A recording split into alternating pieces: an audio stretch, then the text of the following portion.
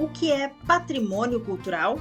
O termo patrimônio cultural é tipicamente uma ideia que evoca o ambiente construído, o ambiente natural e todos os artefatos por trás da vida humana.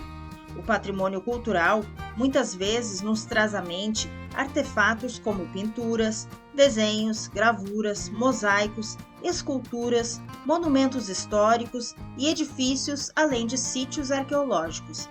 Mas o conceito de patrimônio cultural é ainda mais amplo do que isso, e gradualmente cresceu para incluir todas as evidências de criatividade e expressão humana. Olá, seja bem-vindo ao canal. Já que estamos começando o nosso vídeo, aproveite para se inscrever no canal. Aqui você sempre irá encontrar vídeos sobre histórias antigas e magníficas. O termo patrimônio cultural tipicamente evoca a ideia de uma única sociedade.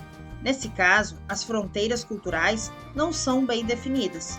Artistas, escritores, artesãos e músicos aprendem uns com os outros, mesmo que pertençam a culturas diferentes, distantes no espaço ou no tempo.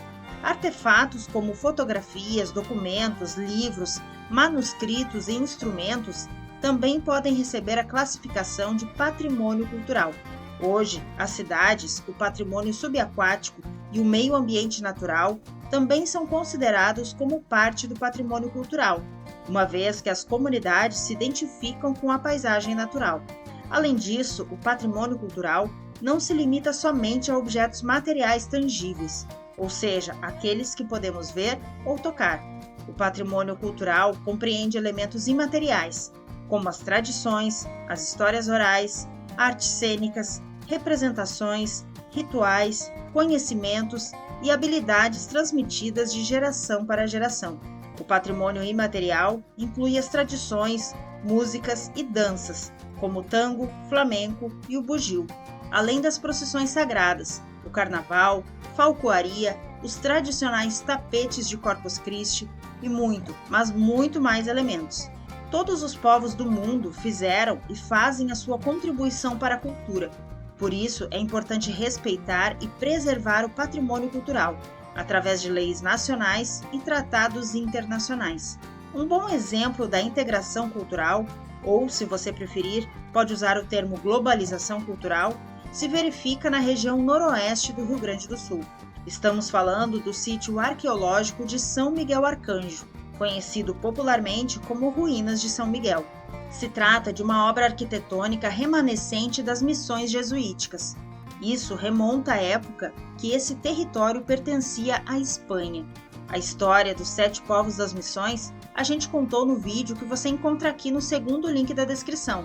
Esse sítio arqueológico faz parte dos chamados 7 povos das missões, que registra como o primeiro povoamento a hoje cidade de São Borja.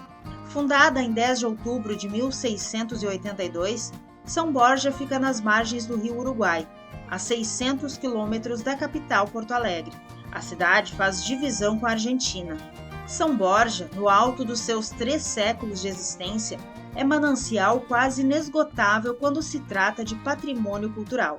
A cidade, no decorrer da sua história, acumulou diversas histórias e hoje abriga elementos em praticamente todos os aspectos culturais.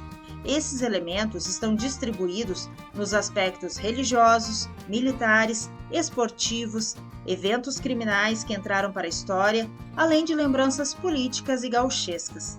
Com relação aos elementos religiosos, São Borja abriga nos seus museus e igrejas artefatos da época da sua fundação. No sagrado solo são-borgense estão armazenados os corpos dos militares subordinados a Solano Lopes. De São Borja saíram esportistas que conquistaram diversos títulos, tanto no Rio Grande do Sul como no Brasil. O último título do Campeonato Gaúcho, ganho por um time de fora de Porto Alegre, ocorreu em 2017, pelo time do Novo Hamburgo. Seu técnico era Beto Campos, profissional natural de São Borja.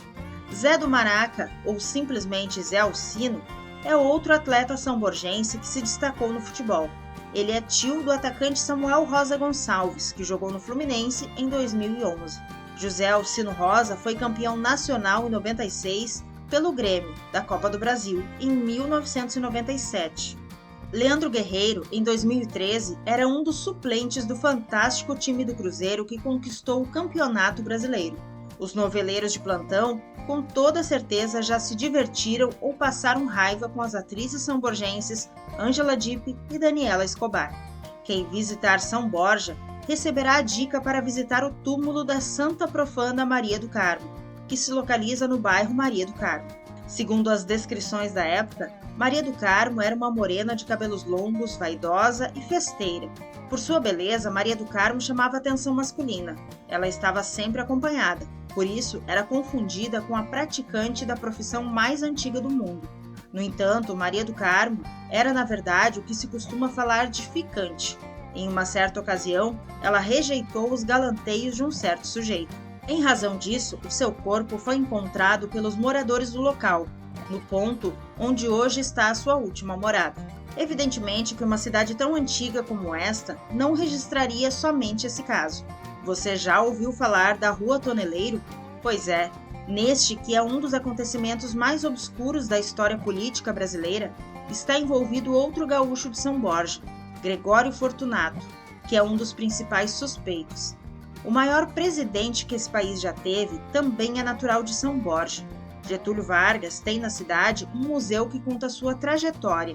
João Goulart, ou simplesmente Jango, é outro ex-presidente que nasceu em São Borja. Da mesma forma que Getúlio, Jango também tem um museu na cidade. Ibsen Pinheiro, o presidente da Câmara dos Deputados, que encrencou com a Elba de Fernando Collor, e isso levou ao impeachment de Collor, adivinha de onde ele é?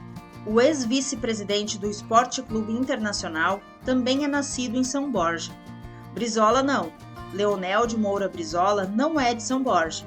Brizola nasceu em Carazinho e foi governador do Rio de Janeiro por 2 vezes. Ele mora em São Borja desde 21 de junho de 2004. No tocante à cultura tradicional do Rio Grande do Sul, São Borja conta com um museu ergológico de Estância, os Angueras. A história da fundação do museu se confunde com a história do tradicionalismo e da cultura gauchesca.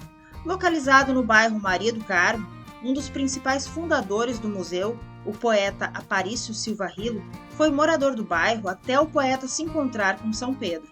No Museu dos Angueras, ou simplesmente os Angueras, como a população conhece o local, é uma entidade que se dedica à conservação dos apetrechos usados pelos gaúchos mais antigos.